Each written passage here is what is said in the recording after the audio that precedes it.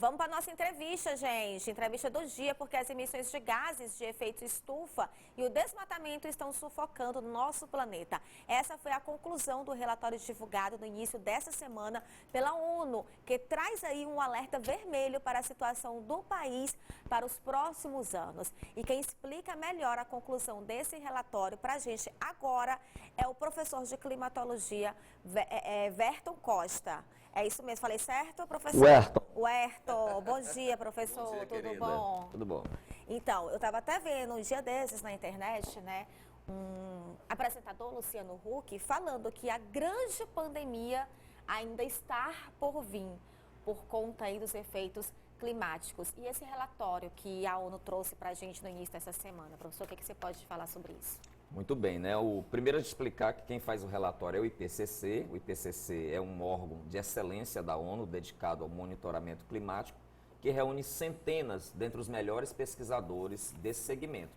Então ele é publicado anualmente. Sempre ele tem um alerta, então tranquilizar a sociedade. Toda versão do relatório do IPCC, ele vem com um alerta respectivo sobre algum grau de risco para as sociedades. Mas esse relatório ele é diferenciado. Por que ele é diferenciado? Porque nós fechamos o ciclo de uma década, os últimos 10 anos foram computados. E isso não é algo que às vezes as pessoas questionam, mas de onde eles tiraram isso? Medições de boias submarinas, radares, satélites, dados históricos de praticamente 100 anos. E eles chegaram à conclusão que a última década foi a mais quente da história. Considerando que mudanças acontecem naturalmente no planeta Terra desde que o planeta se formou, mas elas não ocorrem num intervalo de tempo tão curto. Isso não acontece assim rapidamente, 10 anos. 10 anos para o planeta Terra é um piscar de olhos. Então, isso se deve à interferência do homem dentro do sistema atmosférico. Poluição, desmatamento, né? Ou seja, a contaminação dos recursos hídricos. Então, um conjunto de ações vem potencializando essa situação desagradável. Como nós moramos na Terra, Sim. Essa situação da atmosfera modificada resvala sobre a própria humanidade. Ei, professor, e o que isso pode causar na nossa vida, né? Se tudo isso vier mesmo a se concretizar, como o senhor acabou de falar, é tudo feito realmente em embasamentos, não é nada de tipo, eu estou imaginando que isso vai acontecer e acontece, né? Tudo é feito através de estudo. Então, que prejuízos, que danos isso pode trazer para a gente? Imagine uma panela de pressão, né? Estava olhando aqui para a sua cozinha maravilhosa. Então, a panela de pressão, ela utiliza a pressão como um mecanismo para facilitar, vamos dizer assim, o cozimento do alimento, para acelerar, para concentrar calor. Imagine que a Terra hoje é como se fosse uma panela de pressão. Então, a energia que entra na Terra, ela acumula. E para onde vai essa energia?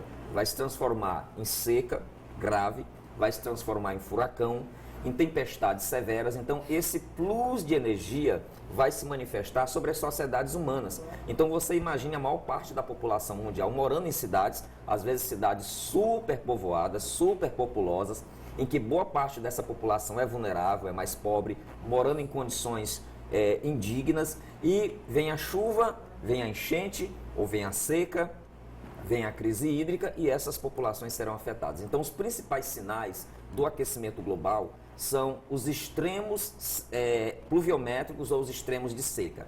Seca e excedente de chuva não combinam com as nossas sociedades. Então, tem que haver um equilíbrio. E nós não estamos preparados, não somos resilientes o suficiente para lidar com essa situação de extremos. Isso explica um pouquinho, eu sou leiga no assunto, né? Mas assim, esse ano a gente passou por algumas... Eu vi, inclusive, muita gente comentando assim...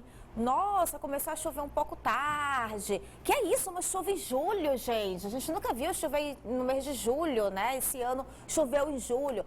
Nossa, como esse ano tá diferente dos demais. É a pandemia, é o Covid, né? Sim, tem isso. Sim.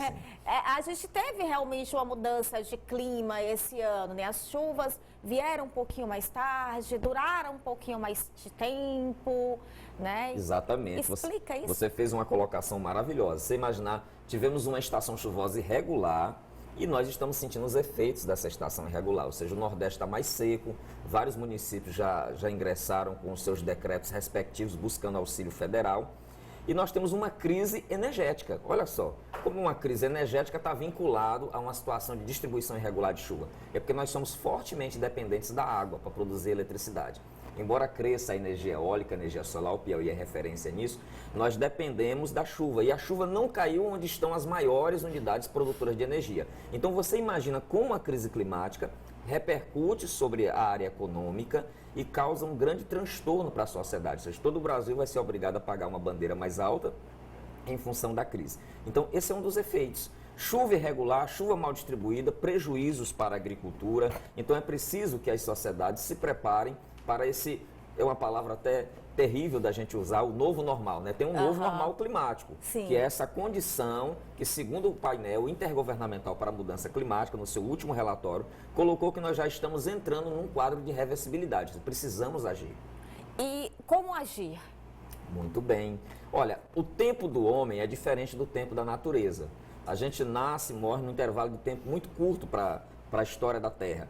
A Terra tudo é muito lento. Então, todas as nossas ações, agora, se nós começarmos a desenvolver tecnologias autolimpantes, antipoluentes, reflorestar, nós só vamos colher os frutos disso, os primeiros frutos disso em 2 décadas. Nossa, então, é um tempo muito longo. Gente, é muito tempo. Nós temos que agir. Sim, aí, professor, como que a gente pode agir? Isso é um dever que começa desde casa, mas é algo que pode ser atribuído a quem? A que autoridade? Uma das questões cruciais nessa situação de aquecimento global é buscar culpados, né? As pessoas estão gastando muito latim, buscando de quem é a culpa e não estão olhando os vulneráveis, as pessoas que vão sofrer. Independente se é uma causa humana, se é uma causa natural, pessoas vão padecer no campo e na cidade. Porém, o que nós devemos fazer? Primeiro, a gente tem que ampliar aquilo que foi degradado. Ampliar a cobertura vegetal, programas de reflorestamento, programas de recuperação de áreas degradadas. Primeiro, nós já temos a tecnologia para fazer isso. A tecnologia para melhorar a eficiência dos motores. Nós temos hoje soluções alternativas de transporte público, né? Organizado, moderno.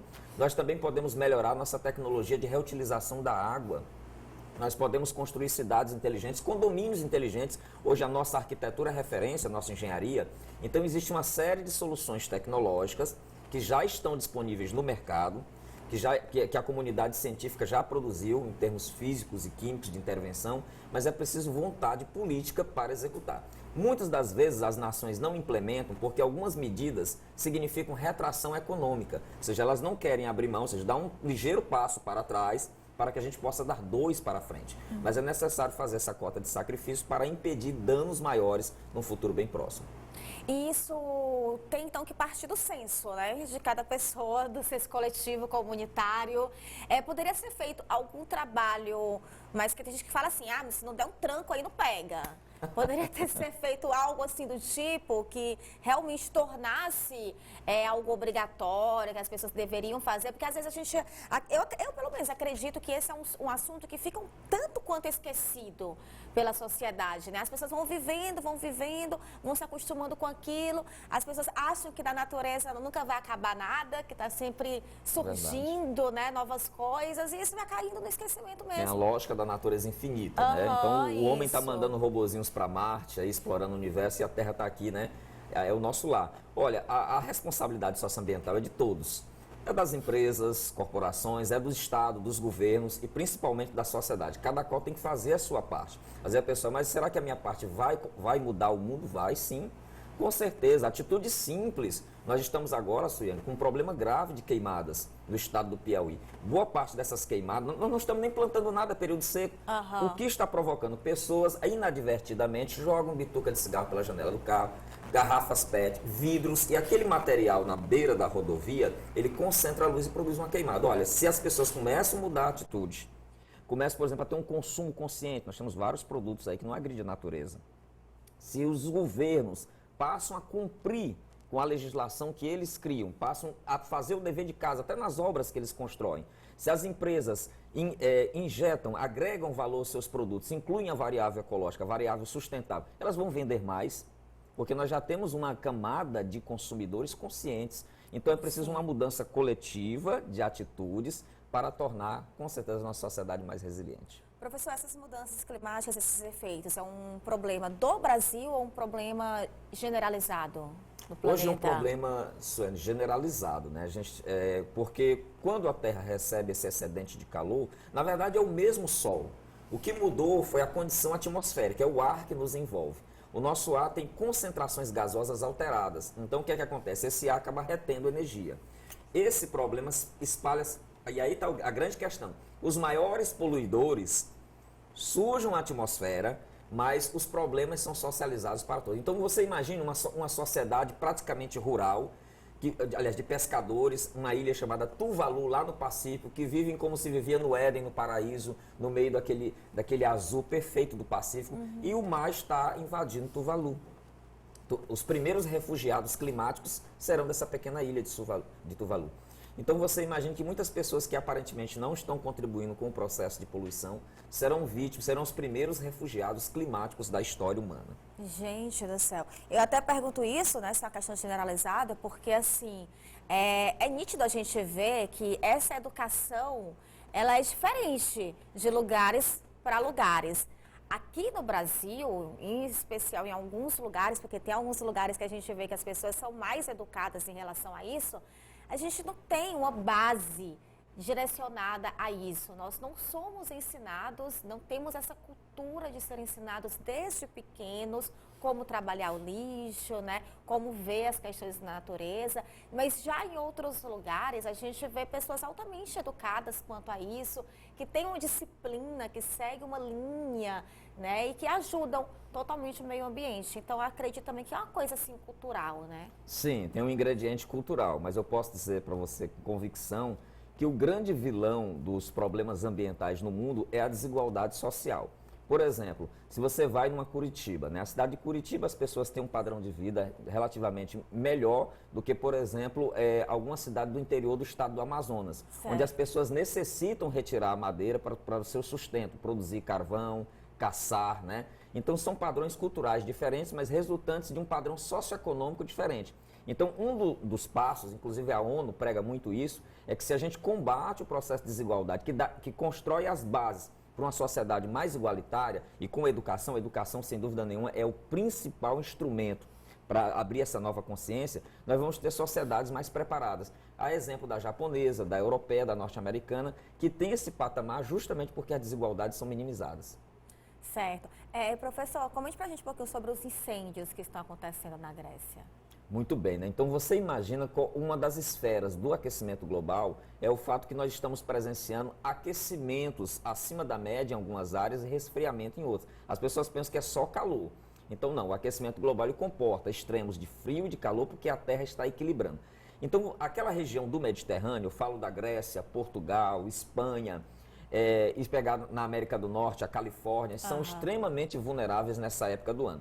Primeiro porque no hemisfério norte é verão, e o verão lá na Europa e nos Estados Unidos costuma ser muito mais quente do que o nosso verão. Eita! Então eles conseguem atingir com facilidade 40 graus. Assim, a gente consegue um pico de 40, eles conseguem 45, já foram registrados inclusive praticamente quase 50 graus ali em algumas áreas. Então essa condição de temperatura mais elevada associada ao ar seco favorece a inflamabilidade, ou seja, os incêndios. E lá eles costumam ser incêndios extremamente perigosos, inclusive geralmente com vítimas fatais. Gente do céu. Eu quero até só lembrar, porque assim, a gente vem vivendo uma pandemia, né? Passamos aí aquele período crucial ano passado. Uma pandemia nada mais é do que quando um número de pessoas morrem, né, coletivamente. E nós já passamos por outras pandemias por conta de efeitos climáticos, por conta de terremotos, furacões, né? Que também representam, também a gente considera como pandemia, né, professor?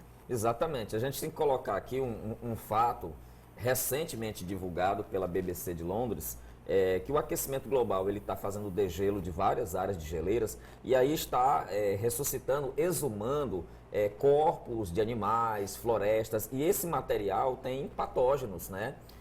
Vírus, bactérias antigas adormecidas. Então você imagina o que nos espera. Existe um cenário que precisa ser gerenciado com muita cautela.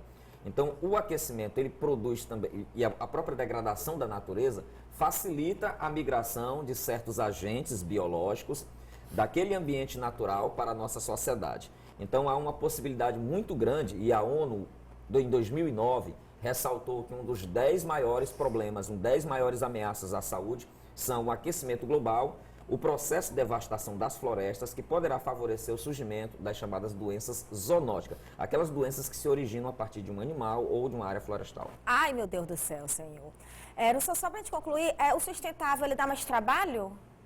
O sustentável, ele em algumas situações, ele dá mais trabalho, sim, ok? Porque significa um retorno a velhos hábitos. Veja, Suiane, nós estamos pagando mais caro por um tomate orgânico. Sim. A gente está comprando saúde, a saúde que nós perdemos porque nós criamos um padrão de beleza, um padrão de produtividade. Porém, o sustentável é prazeroso. Aqui, por exemplo, nas áreas rurais de Teresina ou no interior do Piauí, você vai ver que pessoas têm maior qualidade de vida porque conseguem ainda desenvolver uma vida sustentável, autossustentável. Então, nós precisamos recuperar a essência dos nossos antepassados em certos aspectos, para que nós possamos ter mais qualidade de vida e conseguir preservar os ativos naturais. Tá, professor, só para a gente encerrar, aproveitar sua vinda aqui, tem muita gente, né, que se organiza com base no clima. Ah, vou fazer não sei o quê, deixa eu ir lá para a internet, dar uma olhadinha como é que vai estar o clima, dia tal do mês tal. Até quanto é seguro a gente confiar nos sites que fazem a previsão do tempo? Ótima pergunta. Eu acho que é a primeira vez que alguém me faz essa pergunta, né? Veja bem, como é que funciona a previsão? A previsão é um cálculo, só que não é aqueles cálculozinhos, não. Isso é uma equação enorme que um supercomputador faz. Hoje, várias empresas no mundo fazem esse cálculo. Os norte-americanos e os europeus são os líderes nisso. Então, a previsão, quando é que ela tem assertividade? Quando é que ela acerta? Curto prazo. Uma semana no máximo, no máximo. E outra coisa, muito importante, não vamos esquecer. Quando você sai do período chuvoso, a taxa de acerto da previsão diminui. É lógico, tem pouca nuvem, como é que a previsão vai acertar uma chuva em dias de céu limpo? Então, quando chega o período chuvoso, a taxa dela cresce 80%, 90%, pode chegar até 100%. Mas quando você sai de maio para junho, ela diminui. Então, sempre curto prazo. Não acredite muito numa previsão que diz daqui a um mês vai ser assim, daqui a 3 meses. Não, porque ali existe um conjunto de variáveis, as forças do céu e do mar vão duelar para conformar o tempo, a condição temporal que vai proporcionar a chuva. Boa, viu? Gostei. Boa. Então, nada a longo prazo. Eu sabia, tinha um segredinho aí, eu sabia. Professor, brigadão, tá bom? Tá certo, querido. Brigadão. E aí?